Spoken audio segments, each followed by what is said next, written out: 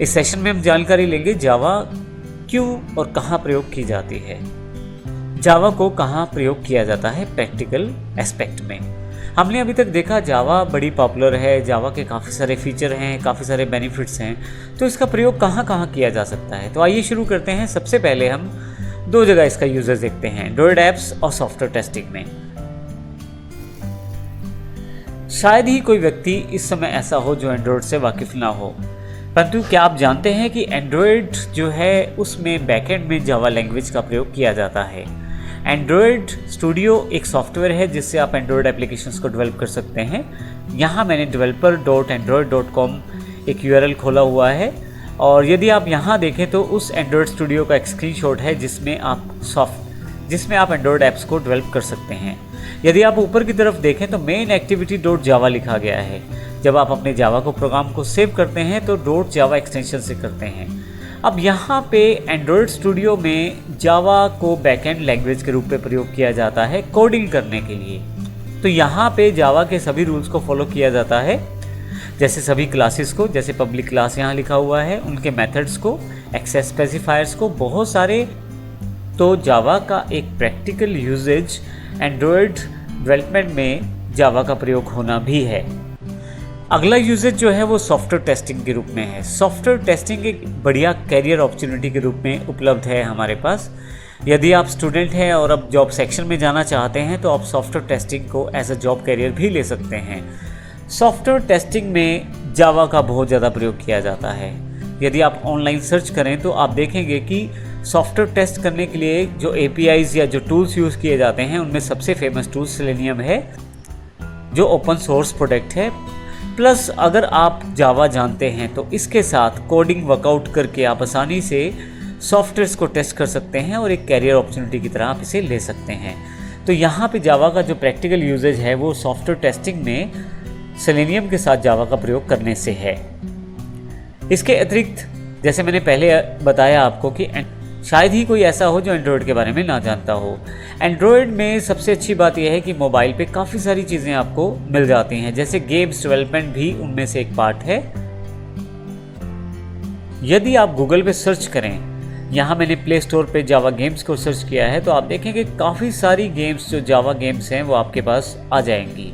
मैं यहाँ पे आपको ये भी बता दूँ कि एंड्रॉयड ऐप्स के साथ साथ जावा गेम्स भी एक कैरियर अपॉर्चुनिटी की तरह ली जा सकती है और इसमें काफ़ी सारी अपॉर्चुनिटी रहती हैं जिसमें आप अच्छे गेम डेवलपर बनकर उभर सकते हैं और एक अच्छी जॉब या बिजनेस को एस्टेब्लिश कर सकते हैं। इसके अतिरिक्त जावा का प्रैक्टिकल यूजेज साइंटिफिक एप्लीकेशंस में बहुत ज़्यादा किया जाता है। इसके अतिरिक्त उसका कारण ये है क्योंकि साइंटिफिक एप्लीकेशंस में सिक्योरिटी का ज़्यादा ध्यान रखा जाता है और जावा में JVM अर्थात जावा वर्चुअल मशीन रहती है जो डायरेक्ट मेमोरी के साथ इंटरेक्शन नहीं करने देती। इस कारण से जावा पूरी सिक्योर रहती है लैंग्वेज किसी भी एप्लीकेशन में प्रयोग करने के लिए। जावा में पॉइंटर नहीं होते तो डायरेक्ट मेमोरी इंटरेक्शन नहीं कर सकता जावा। इस कारण से साइंटिफिक एप्लीकेशंस में जावा को ज़्यादा प्रयोग किया जाता है। और इसके अतिरिक्त जावा वेब ऐप्स, ई-कॉमर्स और वेब एप्लीकेशंस में भी जावा का बहुत ज़्यादा प्रयोग किया जाता है। J2ME ऐप्स बनाने के लिए जो कि डिफरेंट तरह के हार्डवेयर्स पे बनाए जाते हैं उनके लिए भी जावा का प्रयोग किया जाता है।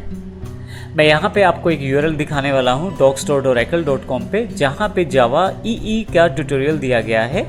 एग्जैक्टली ये एंटरप्राइजेज एडिशन है। यदि आप एंटरप्राइजेज एप्लीकेशंस को बनाना चाहते हैं तो आपको जावा आना चाहिए। उसके बाद आप आसानी से बहुत बेहतरीन एप्लीकेशन आसानी से कम पैसे से और बहुत ज़्यादा जल्दी बना सकते हैं। इसमें रिसोर्सेज भी कम लगते हैं। तो जावा EE जो है आपके पास एंटरप्राइज एडिशन रहता है जिसके साथ आप डिफरेंट तरह की एंटरप्राइज एप्लीकेशंस को बना सकते हैं। साथ ही आपके पास नेटबीन्स अवेलेबल रहता है जो कि आपके पास एक पहले से बना हुआ IDE अर्थात इंटीग्रेटेड डेवलपमेंट एनवायरनमेंट रहता है जिसमें आप आसानी से डिफरेंट तरह की एप्लीकेशंस को बना सकते हैं। जैसे मैंने एग्जाम्पल में भी बताया आपको कि जावा का बहुत ज़्यादा प्रयोग साइंटिफिक एप्लीकेशंस में भी किया जाता है उसके सिक्योरिटी रीज़न की वजह से। यहाँ यदि आप देखें तो एक वेबसाइट है jwork.org। यहाँ पे उसके द्वारा काफ़ी सारे साइंटिफिक सॉफ्टवेयर और एजुकेशनल सॉफ्टवेयर की लिस्ट दी गई है जो सारे के सारे जावा से बिल्ड किए गए हैं। उसका एक बड़ा रीज़न जावा का सिक्योर होना है।